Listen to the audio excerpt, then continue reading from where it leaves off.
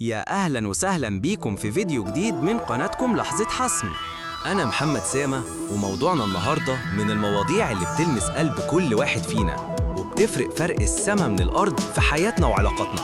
هنتكلم عن فن الاعتذار والمسامحة. العلاقات بتتحسن لما بنعرف نعتذر ونسامح. عايزك تفكر معايا كده، كم مرة علاقة قوية في حياتك اتهزت أو باظت بسبب كلمة اتقالت غلط أو تصرف مش مقصود أو حتى سوء فهم بسيط؟ الأكيد إنها كتير، وللأسف كتير من العلاقات دي ممكن ترجع وتكون أقوى من الأول بكلمتين بساط لكن ليهم وزن ذهب. أنا آسف وأنا مسامحك. كتير مننا بيشوف الاعتذار ضعف أو إن المسامحة صعبة ومستحيلة، لكن الحقيقة إنهم قوة مش ضعف، وإنهم بيبنوا جسور أقوى من أي خلاف. هما اللي بيمنعوا المشاكل الصغيرة تكبر وبيخففوا الأحمال اللي بنشيلها على كتافنا من الغضب والزعل. في الفيديو ده هنعرف سوا إيه هو فن الاعتذار والمسامحة ده بالظبط، ليه مهم قوي في حياتنا وعلاقاتنا، وإزاي ممكن نتقن المهارة دي ونعرف الفرق بين الاعتذار الصح والاعتذار الغلط، وإزاي المسامحة بتخليك أنت أول المستفيد.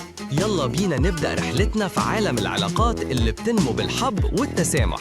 فن الاعتذار والمسامحة دول عمليتين مرتبطين ببعض بشكل وثيق، بيكملوا بعض عشان العلاقات الإنسانية تستمر وتنمو بشكل صحي. مش مجرد كلمات بتتقال، لا، دي عملية عميقة بتحتاج وعي وصدق وقوة داخلية. الاعتذار مش بس إنك تقول أنا آسف وخلاص، ده عملية بتعبر فيها عن ندمك على فعل أو كلمة سببت أذى للطرف التاني. الاعتذار الصح بيعيد بناء الثقة وبيضمد الجروح وبيفتح الباب للمصالحة. تحمل المسؤولية إنك تعترف بالغلط اللي عملته وتتحمل مسؤوليته كاملة. ما تتكلمش بأنا آسف لو فهمتني غلط، أو أنا آسف بس أنت اللي استفزتني. لا، قول أنا آسف إن عملت كذا، أو أنا غلطت في كذا. الندم الصادق لازم يكون فيه إحساس حقيقي بالندم على الأذى اللي سببته. ده بيظهر في نبرة صوتك، تعابير وشك، واختيارك للكلمات. فهم الأثر، وضح إنك فاهم إيه الأذى اللي سببه فعلك للطرف التاني. أنا فاهم إن كلامي ضايقك، جرحك، زعلك. ده بيحسس الطرف التاني إنك مقدر مشاعره.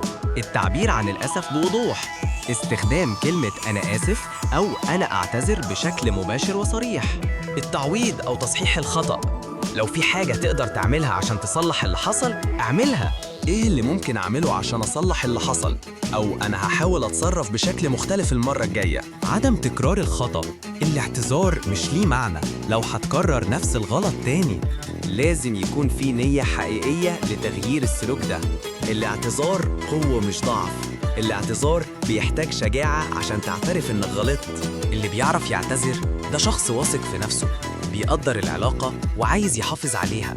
فن المسامحة، المسامحة مش معناها إنك تنسى اللي حصل أو إنك تقول إن اللي حصل كان صح. المسامحة هي قرار داخلي بتحرر بيه نفسك من الغضب، الاستياء، الرغبة في الانتقام.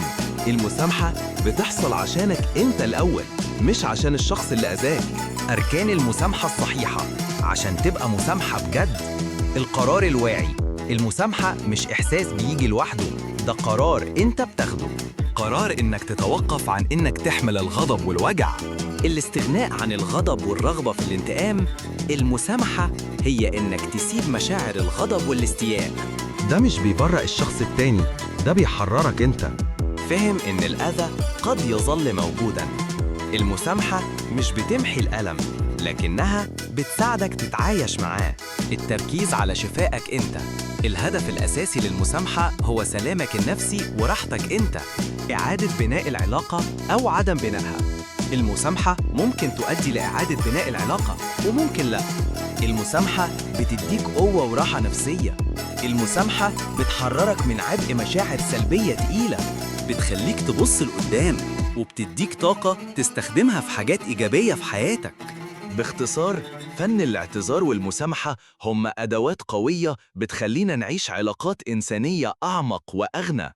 ليه فن الاعتذار والمسامحة مهمة قوي في حياتنا وعلاقاتنا؟ ليه دول أقوى سلاح للعلاقات؟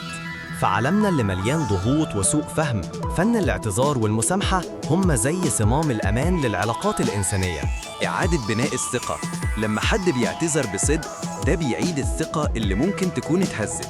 حفاظ على العلاقات، الاعتذار والمسامحة بيمنعوا العلاقات إنها تتدمر بسبب خلافات طبيعية. النمو الشخصي، الاعتذار بيخليك تتواضع وتتعلم، والمسامحة بتعلمك الصبر والقوة.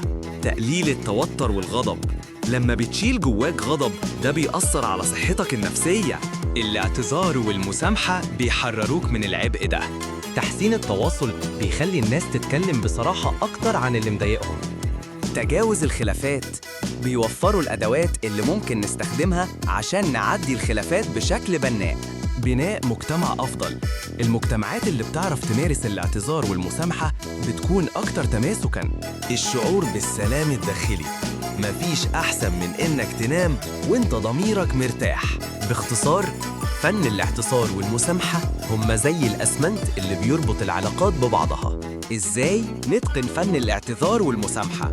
التمرين بيخليك محترف.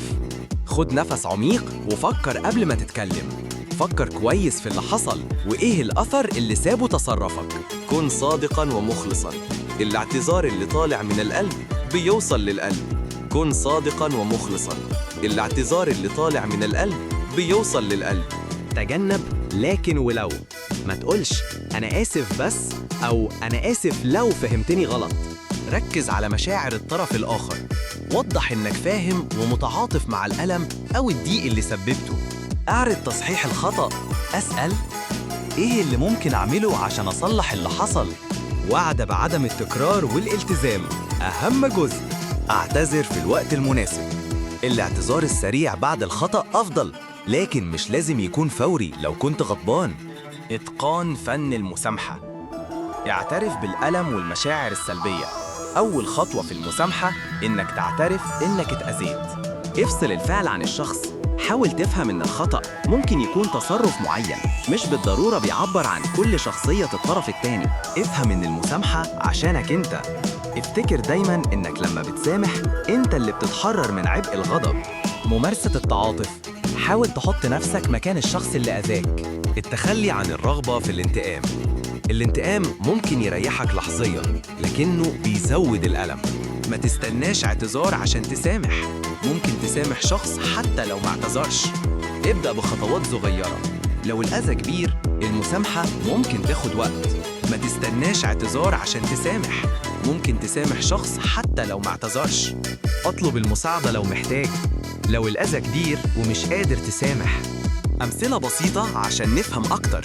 شوف العلاقات بتتبني إزاي. مثال واحد، صديق خان وعدل. أمثلة بسيطة عشان نفهم أكتر. شوف العلاقات بتتبني إزاي. مثال واحد، صديق خان وعدل.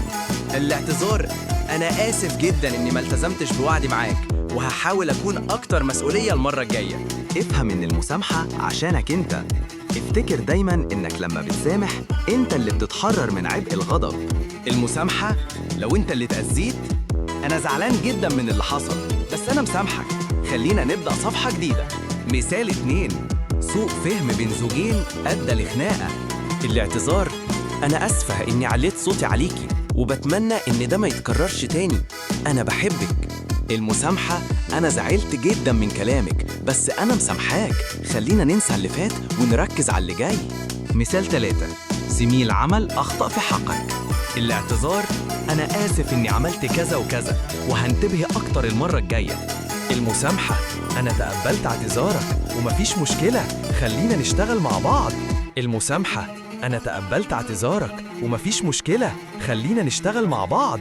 الاعتذار والمسامحة مش ضعف، دول قوة حقيقية.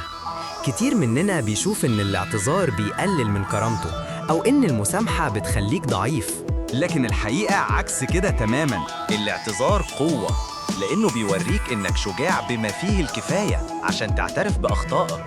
المسامحة قوة، لأنها بتحررك من قيود الغضب والاستياء. هما أداتين بتخليك أنت المسيطر، أنت اللي بتقرر إمتى ترمي الحمل اللي على كتافك وإمتى تصلح اللي اتكسر.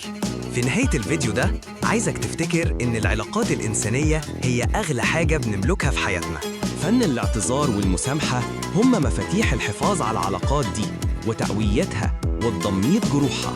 ابدأ طبق اللي اتعلمناه النهاردة في حياتك. ما تخافش تعتذر لو غلطت، وما تترددش تسامح عشان راحت بالك، وهتلاقي حياتك وعلاقاتك بتتحسن بشكل متتالية. يا رب يكون فيديو النهاردة عجبكم واستفدتوا منه. لو عندكم أي تجارب أو نصايح عن الاعتذار والمسامحة شاركونا في التعليقات تحت. لو عندكم أي تجارب أو نصايح عن الاعتذار والمسامحة شاركونا في التعليقات تحت. وما تنسوش تعملوا لايك للفيديو وتشتركوا في القناة لو لسه مش مشتركين عشان تشوفوا فيديوهات تانية مفيدة زي دي. نتقابل في الفيديو اللي جاي على خير. دمتم متسامحين وعلاقتكم عامرة بالحب.